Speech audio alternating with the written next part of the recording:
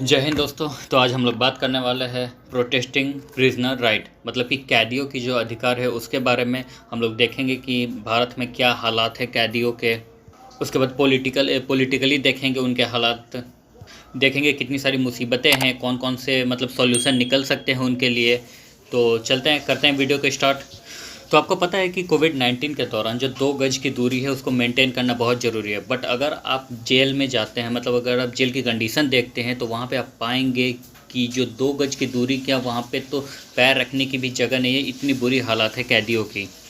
मतलब कि सरकार चारों तरफ ध्यान दे रही है, बट कैदियों के मामले में वहाँ पे उनका ध्यान जा ही नहीं रहा है, क्योंकि वहाँ पे भी तो आखिर इंसान ही रह रहे हैं, तो उनकी भी तो हेल्थ से रिलेटेड इशू होंगे। तो जो कोविड-19 चल रहा है तो इससे रिलेटेड जो इशू होंगे, तो वहाँ पे भी गवर्नमेंट को जाना चाहिए और उनके ऊपर फोकस करनी चाहिए, उनके लिए भी कुछ करना चाहिए, ताकि ऐसी प्रॉब्लम जो कोविड-19 में आम इंसान जो फेस कर रहे हैं, अंदर भी जेल के अंदर भी लोगों को वो सब चीज़ें ना फेस करना पड़े।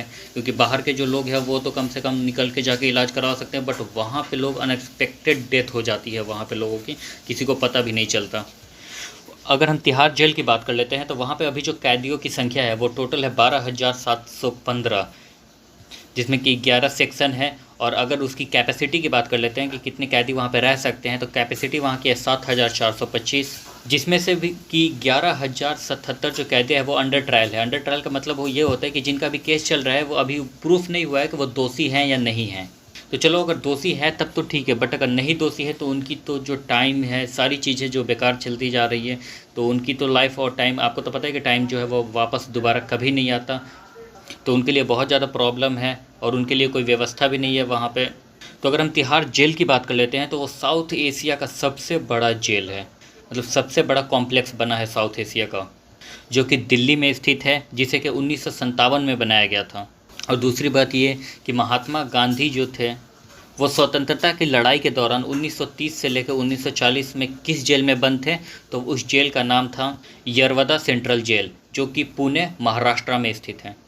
और तीसरी बात ये कि अगर आपसे ये पूछा जाए कि भारत में ऐसा कौन सा जेल है कि जहाँ पे थेरेपी भी कराई जाती है, म्यूजिक ट्रेनिंग भी दिया जाता है और वहाँ पे कॉन्सर्ट्स भी प्रोवाइड किए जाते हैं, वहाँ पे उस जेल का अपना रेडियो स्टेशन है, तो उस जेल का नाम है Tihar jail. Tihar central jail वो जेल है। तो अगर हम कोविड-19 के दौरान की बात कर ले, तो इसमें सैकड़ों लोग जो हैं जेल कैदी हैं वो इन्फेक्टेड हो चुके हैं कोविड-19 में, जिनमें से कि कितनों की तो मौत भी हो चुकी है। तो अगर हम अपने संविधान में आर्टिकल 21 देखेंगे, तो उसमें जो आर्टिकल 21 जो बोलता है वो राइट टू लाइफ के बारे में बोलता है, जो कि हमें राइट टू प्राइवेसी भी देता है। ये जो हमारा है वो फंडामेंटल राइट है। तो जो कैदी हैं उनकी भी तो राइट टू लाइफ है, उनकी भी तो अपने राइट टू प्राइवेसी होने चाहिए। या तो ऐसा तो नहीं है कि वो बीमार पड़े और आप उनको ऐसे ही छोड़ दें कि वो मरते रहें, वो इंसान नहीं है। क्योंकि ऐसा ज़रूरी थोड़ी ना है कि सब लोग मुजरिम हैं। वहाँ पे अंडर ट्रायल के भी लोग बैठे हुए हैं, जिनका अभी केस भी प्रूफ नहीं हुआ है कि वो कैदी है भी या नहीं है। तो एक केस है जिसका नाम है चार्ल्स सोब्राई versus the superintendent Tihar jail, जो कि ये तिहाड़ जेल का केस है, जो कि एक सेंट्रल जेल है, आपको पता है, जो ये 1978 का केस है। उसमें फंडामेंटल राइट की बात की जा रही है, जो कि प्रिजनर मतलब कि कैदियों के लिए होनी चाहिए। सबके लिए है तो कैदियों के लिए भी फंडामेंटल राइट होनी चाहिए, उनकी भी अपनी पर्सनल जो अधिकार है उनको मिलना चाहिए। ऐसा नहीं कि आप जानवरों की तरह, मतलब गधों की तरह उनको रखो।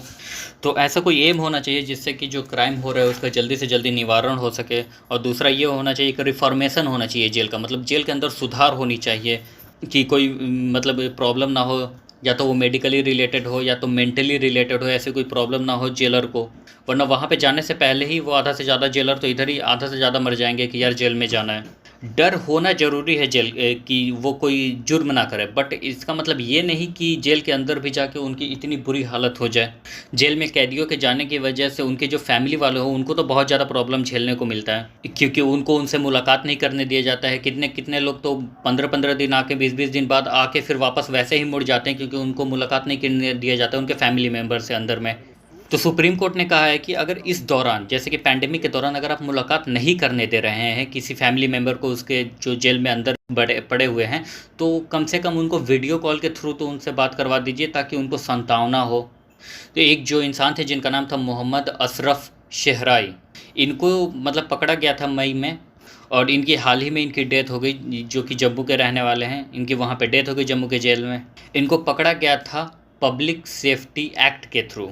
पब्लिक सेफ्टी एक्ट का मतलब ये होता है कि जैसे कि वो कैदी नहीं है, उसका मतलब ये हुआ कि उसको शक के बिनाम पे पकड़ा गया है, ताकि उसके आगे चल के कोई क्राइम ना कर दे या उसकी वजह से कोई क्राइम ना हो जाए, इस शक के तहत पकड़ा गया है। वो कोई परमानेंट कैदी नहीं होते हैं जो पब्लिक सेफ्टी एक्ट के थ्रू पकड़े जाते हैं। और ये जो एक्ट है जम्मू एंड कश्मीर में 1978 में इम्प्लीमेंट किया गया था।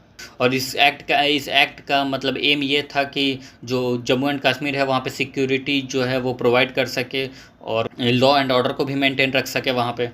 तो ये जो मोहम्मद अशरफ सहराई थे, ये पॉजिटिव पाए गए थे कोविड-19 में जेल के अंदर। और इनके बेटे जो इनके मरने के बाद, इनके बेटे का कहना है कि मरने के 10 दिन पहले से ही ये बोल रहे थे कि इनको मेडिकल की ज़रूरत है, बट वहाँ पे कोई भी सुनवाई नहीं हुई, जिसकी वजह से इनकी डेथ हो गई। अब हम ज़रा पॉलिटिकल प्रिजनर, मतलब जो पॉलिटिकल जो इशू होते हैं उसमें जो कैदी पकड़े जाते हैं उसके थ्रू अगर हम बात कर लेते हैं, तो इसमें ये होता है कि जैसे कोई ऑपोजिशन पार्टी का मेंबर है, उसको उठा के जेल में डाल दिया जाता है, जिसके वजह से कोई ऑपोजिशन पार्टी का अपोज ना कर सके, उसके खिलाफ ना जा सके। तो ये वाला काम पॉलिटिकल मेंबर्स के द्वारा किया जाता है, जो कि रूलिंग पार्टी होती है। तो यहाँ पर बोलने का मतलब ये है कि अगर कोई भी इंसान है जो कि फिज़िकली या मेंटली प्रॉब्लम झेल रहा है, वो जेल के अंदर हो, और या तो वो किसी ऑपोजिशन पार्टी का ही मेंबर क्यों ना हो, या तो फिर वो कॉमन इंसान ही क्यों ना हो, बट उससे प्रॉपर हक है कि उसे मेडिकल सपोर्ट दिया जाए जब वो प्रॉब्लम फेस कर रहा है। तो आप उनको इग्नोर नहीं कर सकते, क्योंकि उनके भी तो अपने फंडामेंटल राइट्स है, वो भी तो इंसान है, कोई जानवर थोड़ी ना है कि जिधर मर्जी उधर वो कर दिया कि इधर से जाओ उधर जाओ, कोई फ़र्क नहीं पड़ने वाला। अभी जो स्टेटस है जेल का वो बहुत ही बुरा है। पहले तो ओवर क्राउडिंग है, मतलब कि जितनी कैपेसिटी होनी चाहिए जेल की उससे कई गुना ज़्यादा वहाँ पे जेलर भरे पड़े हैं, और वो भी बेनाम पे, मतलब कि या तो उनका प्रूफ नहीं हुआ है, सब अंडर ट्रायल पड़े हुए हैं, सबकी लाइफ ऐसे ही बेकार जा रही है। दूसरा जो है वो स्टाफ की कमी है वहाँ पे, मतलब कि जो खाना बनाने वाले हैं, बाकी जो चीज़ें करने वाले हैं, उनकी कमी है। वहाँ पे फंडिंग नहीं दी जाती है जेल के अंदर, और अगर स्टाफ की कमी है वो काम तो मतलब वहाँ पे जेलर से भी करा दिए जाते हैं, बट वहाँ पे फंडिंग नहीं दी जाती है। वहाँ पे वायलेशन बहुत ज़्यादा है, आप देखते होंगे कि लोग एक दूसरे को मार देते हैं। अगर हम यूपी और उत्तराखंड की बात कर लें तो यूपी में 168% ज़्यादा जो है वो जितनी कैपेसिटी है जेल की उससे 168% ज़्यादा वहाँ पे जेलर कैदी रखे गए हैं। और अगर हम उत्तराखंड की बात कर लें तो वहाँ पे जितनी कैपेसिटी है वहाँ से 160% ज़्यादा कैदी रखे गए हैं। भारत में ओवर क्राउडिंग बहुत, यहाँ पे जेलों के अंदर ओवर क्राउडिंग बहुत ज़्यादा है, और कोविड-19 यहाँ पे बहुत गंदे तरीके से फैल रहा है। अगर जेल के अंदर चला गया तो वहाँ पे 3.5 मिलियन लोग हैं जेल के अंदर, कब तकरीबन 35 लाख लोग जो है वो जेल के अंदर है। ये 30 अगस्त का रिपोर्ट बता रहा है। अगर हम 2016 का आंकड़ा उठा के देख लें तो 2016 में 4,33,033 लोगों में से 68% जो लोग थे वो अंडर ट्रायल थे।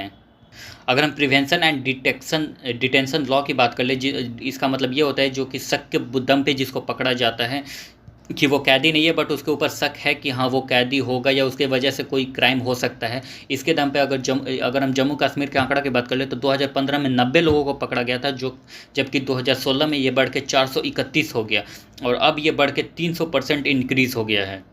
तो आप समझ सकते हैं कि शक के दम पे कितने लोग पकड़े जा रहे हैं, या तो वो कैदी हो या ना हो, इससे कोई फ़र्क नहीं पड़ने वाला। अगर हम अननेचुरल डेथ की बात कर ले कि जैसे लोग आपस में लड़ झगड़ के आपस में मर जाते हैं जेल के अंदर, वैसी जो सिचुएशन होती है, तो 2015 में टोटल डेथ जो हुई थी वो 115 हुई थी। वही अगर 2016 का देख ले 231 हो गया था। और अगर जेल में जो सुसाइड होता है वो 28% बढ़ गया है, जो लोग सुसाइड कर लेते हैं खुद से। तो 2015 में 77% जो लोग थे वो सुसाइड कर लिए थे, और 2016 में 102 जो लोग हैं वो सुसाइड कर लिए हैं। आपको पता है कि जो लोग जेल के अंदर जाते हैं उनको मेंटली भी प्रॉब्लम झेलनी पड़ती है, वो पागल जैसे बिहेव करने लगते हैं। तो हर 21,650 कैदियों के पीछे सिर्फ एक मेंटल हेल्थ प्रोफेशनल है, और ये जो आंकड़ा है वो 2016 का है। केवल 6 स्टेट और 1 यूनियन टेरिटरी के पास साइकोलॉजिस्ट और साइकेट्रिस्ट हैं। सुप्रीम कोर्ट ने अपॉइंट किया था जस्टिस अमिताभ रॉय के, जो कि अब रिटायर्ड हो चुकी है। इनका ये कहना था कि कैदियों की स्प्लिट ट्रायल होनी चाहिए, कैदियों को उनके लॉयर मिलने चाहिए। तीसरी बात ये कि स्पेशल कोर्ट्स बनाओ जिससे कि कैदियों को प्रॉब्लम ना हो, वो उनको अगर न्याय मिलना हो तो वो बहुत जल्दी मिल जाए, डेट पे डेट, तारीख पे तारीख ना पड़े। एडजॉर्नमेंट को अवॉइड ना करो। और ये बात है कि अगर वहाँ पे अगर कोई स्टाफ की कमी है तो वही उसको फुलफ़िल करो, स्टाफ की कमी मत रहने दो। और जो उसके अंदर जो वायलेंट हो रहा है, जो कैदी एक दूसरे को मार रहे हैं, जिससे डेथ रेशियो ज़्यादा बढ़ते जा रहा है, उसको रोकने की कोशिश करो और उसको रोका जाना चाहिए। तो आई थिंक आपको ये वीडियो अच्छा लगा होगा। इसके बाद आपको जेल से रिलेटेड जितनी भी ऑब्जेक्टिव वीडियो है मैं आपको प्रोवाइड करवा दूँगा। तो मिलते हैं फिर नेक्स्ट वीडियो में। जय हिंद।